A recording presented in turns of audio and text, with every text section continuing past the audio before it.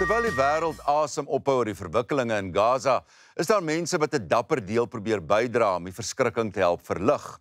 Een so 'n persoon is Jacobus van Sail. Ten spyte van sy eie fisiese uitdagings met sig, het hy hom in die oorloggetuisterde Libanon gaan vestig om diegene in nood te help. Hy het in Suid-Afrika kom draai om permitte te hernie en Johnny het gaan groet. Op 9 beleef hy Egipte vir die eerste keer en sê vir sy sendeling ouers, hierheen kom ek terug. Draai die horlosie se wysers 'n paar jaar vorentoe en hy het, in 'n tyd waar die weerloses en die blaamloses hom die nodigste het, in Libanon. As 'n kind van sendelinge is Jacobus van Sail se grondslag van meet afgelê vir 'n tyd soos hierdie. Jacobus, ek weet nie van jou nie, maar toe ek hier so 2 jaar oud, ek kan nie baie onthou van daai tydperk van my jaar nie, maar jy tot jy omtrent so 2 jaar oud was in Kenia gebly, né? Jy's reg, ja. Ja, ek is gebore in 1999 in Somersuidwes, maar my ma en pa was sendelinge in Kenia gewees en ek het toe daar die eerste 2 jaar van my lewe spandeer, maar ek kan nie veel onthou van dit nie. Natuurlik kan ek nie veel onthou van die 2 jaar oud was nie. En ook baie van julle kleintyd toe daarna ook in Mosambiek. Ja, ons het toe Mosambiek toe gegaan. My pa het daar klas aangebied vir studente. En ek het daar begin speelskooltjie toe gaan, maar jy weet ek het nie baie van skool gehou nie. So my ma vertel my altyd in die oggende hier so by 9:00, 10:00 dan vat ek die pad. Ek sê, "Waai parakasa vir die juffrou. Ek gaan na huis toe en dan kom ek by die huis aangestap." Deesdae bevind julle self hier in die Suid-Kaap op 'n pragtige plaas. Ja, ons het in 2004 Suid-Afrika toe getrek en hierso in Hartbeespoort het ek toe begin skool gaan. Uitreike en sendingwerk was en is nog steeds maar die fokuspunt vir julle. Ja, ek dink dit was omdat ons in die sendingveld, ofwel ek groot geraak het. Ek het definitief lief geraak vir mense en mensegroepe en hulle omstandighede in die verskillende situasies waar hulle bly. En dan ook om hulle kultuur te leer ken en dan te sien hoe ek die waardes wat ek glo van Christendom kan deel in 'n manier hoe ek hulle dien.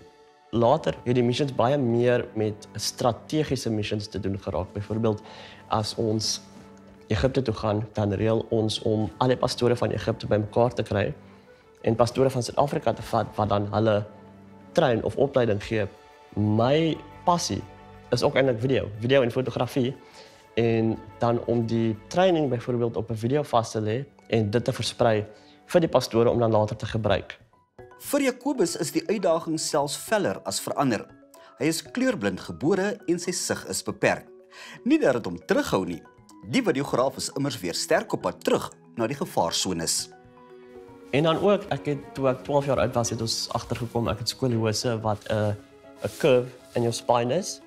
In Desember van 2014 het ek die operasie gehad en ek was maar bedlêend vir 2 maande. Die dokter het natuurlik gesê die rehabilitasie is baie belangrik en na 6 maande gaan ek hopelik so sterk wees as wat ek moet wees om normaal te kan voortgaan. En ek het net in daai 6 maande regtig soos lief geraak vir die gym en ek het dit nooit opgehou nie. En ek het agtergekom vir tye wat ek lank nie gym nie, dan begin ek 'n bietjie na die een kant toe leun en my nek raak seer en ek kry rugpynne. So ek het net gym 'n deel van my daaglikse lewe gemaak om pyn te vermy, maar ook om, jy weet, daar 'n bietjie confidence in myself te hê.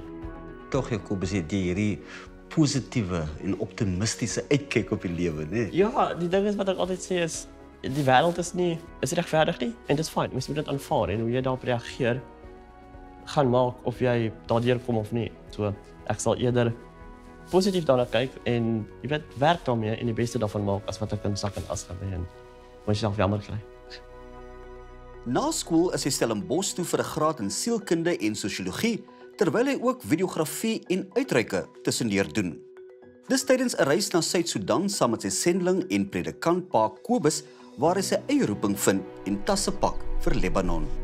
In die tyd van die aardbewing in Turkye en Sirië 2023, einde 22, ek was besig met 'n disippelskap kursus in George en tydens daai tyd het oom Mike Bernard, wat 'n groot mentor van my is, 2 uitreike gereël, een na Sirië toe en een na Libanon toe.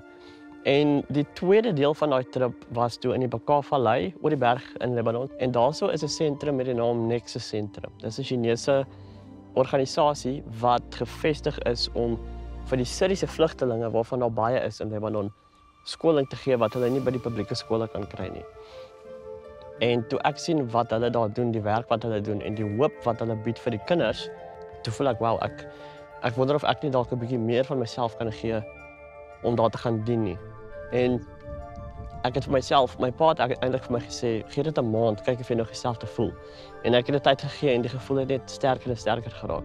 En ek pak alles op en ek gaan trek tot in 'n land heeltemal alleen waar hulle Arabies praat, waar dit majority Muslim is en die eerste tyd was maar baie moeilik geweest. En na 'n paar maande het die Here regtig net dinge makliker gemaak. En soos ek die mense leer ken het, ek het die omgewing leer ken, het hy vir my gewys dat sy plan vir my nie noodwendig was wat my plan was nie. En soos wat ek oor die maande en later jaar my commitment gewys het, het ek al hoe meer betrokke geraak by die organisasie van of die organisering van om missiespanne soontoe te vat. En dan ook ek doen baie van die kommunikasie tussen die Lebanon basis en die Nexus board members wat in Amerika en in China is. En dan ook wat ek doen in my eie vrye tyd, dan doen ek huisbesoeke by families. Die gebiede waarin jy self bevind is oorloggetuisterde gebiede. Dit is nie maklik. Dan jy was jy al ooit bang geweest? Ek wil nie jok en sê ek was nie bang geweest nie, maar ek gaan dit so verduidelik. Toe die oorlog begin het, was ek in Lebanon en ek het dadelik die geleentheid gehad om terug te kom Suid-Afrika toe. Baie lande het waarskuwings uitgestuur en gesê go back to your own country, veral Amerika en Canada, baie Europese lande. Ek het niks van Suid-Afrika afgehoor nie, maar ek het besluit om te bly want my gevoel was ek is definitief geroep deur die Here om daar te wees vir daai seisoen. En ek sê ek dien die mense wat struggle daar.